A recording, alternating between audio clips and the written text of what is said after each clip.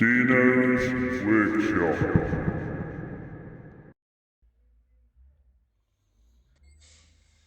Hey up. Daughter's just moved into a new house, so there's plenty of jobs to be done. I've been fitting light fittings. I've done 3 bedrooms with IKEA wardrobes and stuff. Anyway, she had a load of blinds delivered now. So this is the next job. There's 13 of them altogether, but there's also going to be some more, which is the patio doors and stuff. But anyway, there's 13 of these blinds that need putting up. They're all pretty much the same. She's had them from Blinds to Go online, which weren't a bad price, to be fair. So anyway, I thought I'd just show you through what I did to fit them. So I started off by measuring 20mm out from the window. The reason I was doing this is because of the vents and also the handles on the window, so that when the blind is dropped down, basically it isn't hitting the handles and stuff. There's a centre support on this. They actually send 2, but this blind is only just over 1 metre wide, and I don't think it needs the 2, to be honest with you. So I put this one up, but I had to put it off centre. And the reason I had to put it off centre is because of where the cables run, the cords run. So when it's on and it's all fitted, and the face plate is running across the top, you don't see it anyway. These are the end pieces, and what I tend to do, I always tend to mark inside the elongated holes so that I've got a little bit of play with them if I get them slightly out.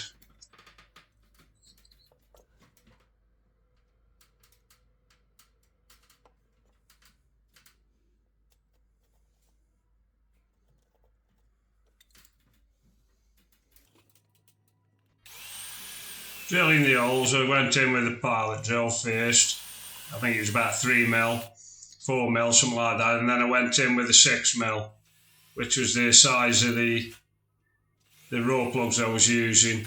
When I do the top hole, because it's kind of right up in the top corner, I put it in at a bit of an angle, save scuffing all the ceiling and what have you, or inside the sort of the window box.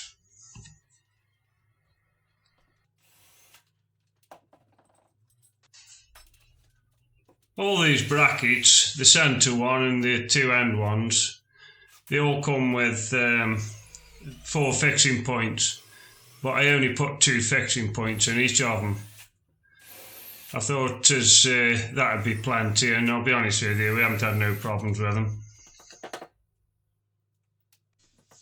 Also, the raw plugs and screws that came with it, and there was plenty of them, they all seemed to be sort of half decent, you know. They didn't seem as though there were some of these total cheap things as you tend to buy, or tend to come with some things, but they weren't too bad, to be fair. A lot of the time I tend to swap the raw plugs out because they're cheap and nasty, but like I say, these weren't too bad. Fixing these brackets now, making sure that 20mm markers are put on, I'm that far away, so I can kind of keep them all pretty level with one another.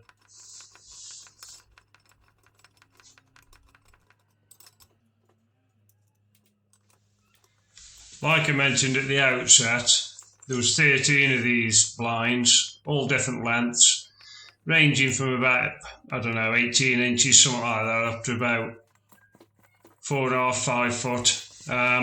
Anyway, they've all been pretty decent, but apart from one of the strings had broke on it. So that's got to go back to them. But as far as I'm aware, I mean, like I say, it's the daughter's house, and she's had no issues getting it swapped or getting it changed. And that's all you can expect for if you've got a problem.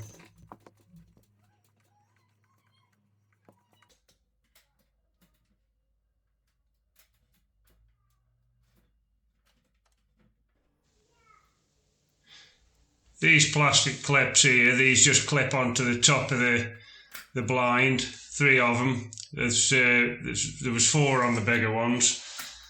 But this is just purely for fixing like a fascia plate on, which covers, kind of hides the mechanism if you like.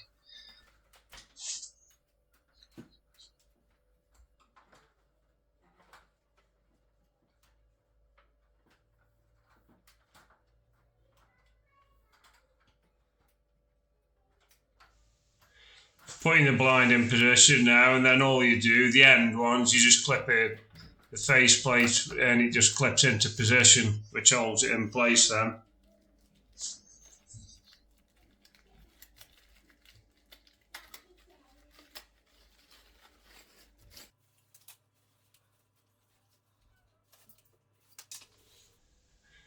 Just dropping the blind. This is where I found out I'd got that dodgy one with the broken string.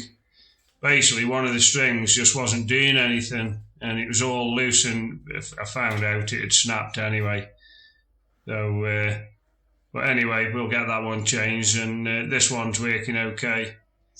Now this is that fascia plate for covering the top mechanism, and these little clips, they just go into that slot and you twist them in, and you basically line them up with the ones that I'd already put on to the other part. And then they just push into one another. All pretty simple, really. If you've never bought these blinds, basically when you're measuring up, you measure your width and your height of your recess. And when you buy them, basically often what they do, they knock 10mm off the width to make sure as they'll definitely fit in. And they were all pretty accurate, to be fair, the ones that we've had. Just trying to clip that clip in now, and I find it a bit difficult holding the camera and also trying to clip that in one-handed. But anyway, it goes in. Like I say, they clip in pretty simple, to be fair. If you're using both hands, you just kind of line them up with one another, and it's all pretty good. But anyway, that's the blind up. Another one done, and a few more to go. But anyway, I'll get there. Anyway, that's it. Thanks for watching. If you could like and subscribe, that'd be great. And I'll catch you on the next one.